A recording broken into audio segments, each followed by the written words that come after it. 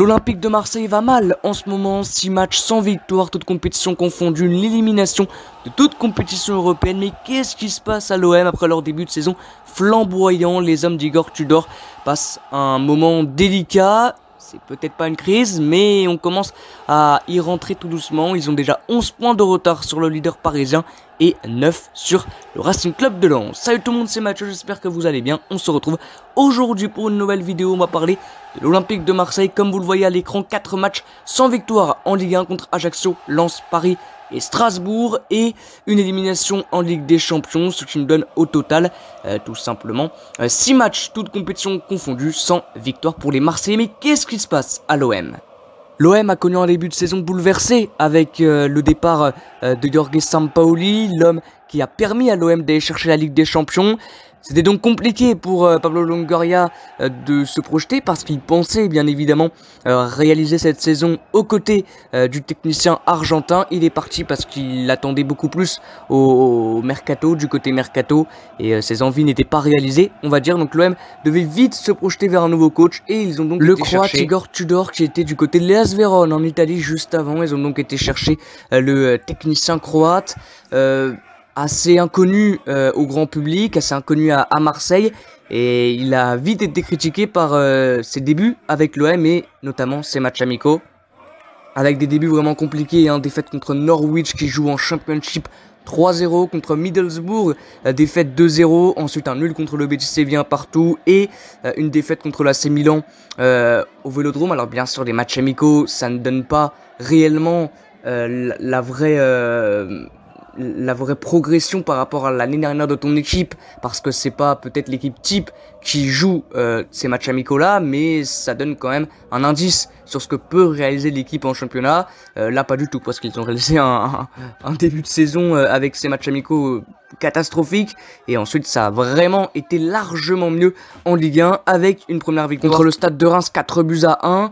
Et c'est vrai que là, Igor Tudor, avant même de commencer ses matchs en Ligue 1, était déjà détesté par les supporters marseillais qui le sifflaient. Réellement, ils ne l'aimaient pas déjà parce que il s'était attaché bien évidemment à Jorge Sampaoli, et puis Igor Tudor est arrivé.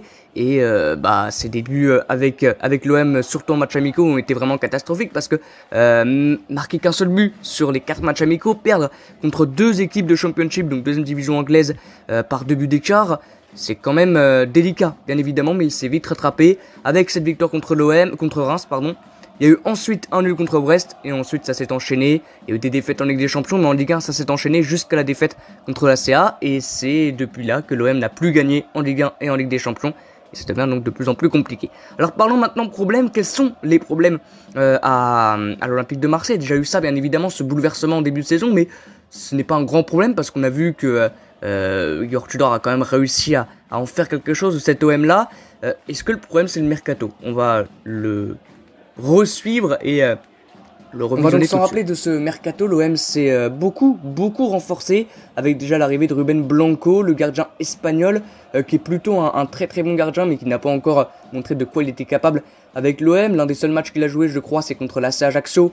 Ils ont perdu 2-1, donc bon, c'est pas le mieux pour une première. Eric Bailly, qui est arrivé de Manchester United, très bonne recrue. Vraiment, je trouve qu'il apporte quelque chose en défense centrale par bien évidemment son expérience. Il a vraiment apporté quelque chose les matchs où il a pu jouer. Malheureusement, il a été blessé un petit bout de temps. Il a essayé de jouer contre Tottenham, ça n'a pas tenu, mais c'est vraiment un très bon joueur. Jonathan Klaus, qui a explosé du côté de Lens et qui est plutôt intéressant à Marseille. Pour moi, il a quand même passé un cap avec cette équipe marseillaise. Il a indiscutable côté droit. C'est vrai qu'il a encore un petit problème dans la finition, mais ça reste quand même un énorme joueur. Ils ont été chercher Isaac Touré, qui était du côté du Havre, je crois, comme Pape Gueye, qui joue pas beaucoup, mais qui a été acheté surtout dans l'optique d'avenir, bien évidemment, de l'Olympique de Marseille. Il y a eu ensuite l'arrivée de Luis Suarez, qui était du côté de Grenade en Espagne, si je me trompe pas. Issa Caboré, qui était du côté de Manchester City. Il a peut-être eu un club avant, en tout cas entre City et l'OM. Ensuite, ils ont été chercher en prêt Nuno Tavares, qui a fait un très bon début de saison, qui est un petit peu moins décisif en ce moment, mais qui reste important dans le 11. Chancel Mbemba, qui était du côté de Porto, très bon joueur aussi, j'aime beaucoup Chancel Mbemba. Jordan Verretou qui a un peu de mal réellement pas à s'intégrer parce qu'il est titulaire presque à chaque match côté de Valentin Rongier au milieu de terrain, mais à enchaîner les bonnes performances, c'est assez compliqué pour Jordan Verretou, mais ça reste quand même un très bon joueur, un très joli joueur qui a vraiment fait une très bonne saison avec l'AS Roma l'année dernière, mais qui a un peu de mal à s'acclimater, on va dire, à l'OM et au championnat de France. Voilà. Donc, bien évidemment, il y a eu également l'arrivée folle, incroyable, Alexis Sanchez, le Chilien, qui est un petit peu le Messi pour les Marseillais, bien évidemment. Alexis Sanchez, incroyable arrivée quand même. Donc, pour moi, pour faire un bilan de ce mercato, il est plutôt intelligent. Ils ont renforcé tous les compartiments du terrain, la défense, les côtés, le milieu de terrain avec Jordan Verretou, l'attaque avec Luis Suarez et Alexis Sanchez. Ils en ont fait beaucoup, des recrues vraiment indiscutables au niveau titularisation, des titulaires indiscutables comme Alexis Sanchez, comme Chancel Mbemba, comme Jordan Verretou, également Jonathan Klaus, quand il n'est pas blessé, Eric Bailly. Donc c'est des joueurs qu'ils ont achetés pour faire jouer, bien évidemment. C'est quand même de très bons joueurs qui vont faire un bon début de saison avec l'OM et qui, comme l'OM et comme les autres, ont un peu de balle en ce moment. Mais pour moi, le problème, c'est absolument pas le mercato. Alors, est-ce que c'est la composition d'équipe de l'OM, le dispositif d'Igor Tudor? On va également le vérifier ensemble. Donc, Igor Tudor joue en 3-4-2-1 avec Paul Lopez dans le but, Chancel Mbemba, Eric Bailly, Balerdi en défense centrale. C'est la composition contre Tottenham, ça. Donc, en défense centrale, ça peut changer. Il y a parfois Samuel Gigot, Nicolas Kolasinac qui joue en défense centrale, mais c'est souvent cette défense-là, ce trio-là, même si Eric Bailly est souvent blessé, mais Chancel Mbemba, Balerdi et Gigot, c'est surtout cette défense-là. Ensuite, Nuno Tavares, Klaus, ça ne change pas sur les côtés. C'est vrai que du fait d'avoir 3 défenseurs centraux et d'avoir des pistons, en tout cas c'est vrai que le terme piston n'est pas apprécié par beaucoup de gens, mais bon, on va quand même l'utiliser. D'avoir des pistons assez hauts, Klaus, Tavares, donne parfois beaucoup d'espace aux adversaires, réellement beaucoup. Je crois que sur le premier but de Francfort, lors de l'avant-dernier match en Ligue des Champions de l'OM, c'est une montée de Klaus et derrière, il y a un espace sur le côté gauche immense pour les Allemands. Donc ils en ont profité pour marquer. Donc ça peut être un point faible, bien évidemment, côté Marseillais. Après, quand tu as Tavares et Klaus, qui sont quand même des joueurs avec un gros coffre, ils savent faire les efforts.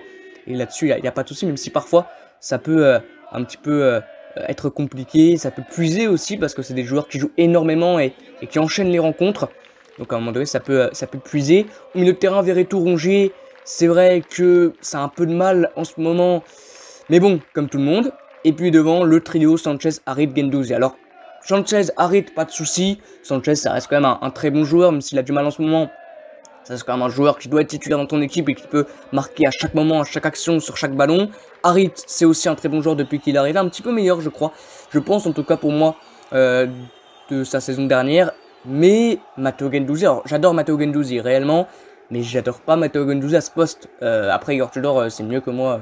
Je sais pourquoi il le met là, bien évidemment, il n'y a pas de souci là-dessus. Mais je trouve que c'est plutôt un 8 ou un 6, plus un 8 hein, réellement, ou une sentinelle.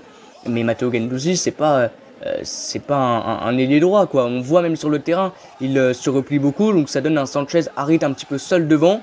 Donc pourquoi pas sortir Verretou? Je donne des conseils à Tudor, hein, vous savez.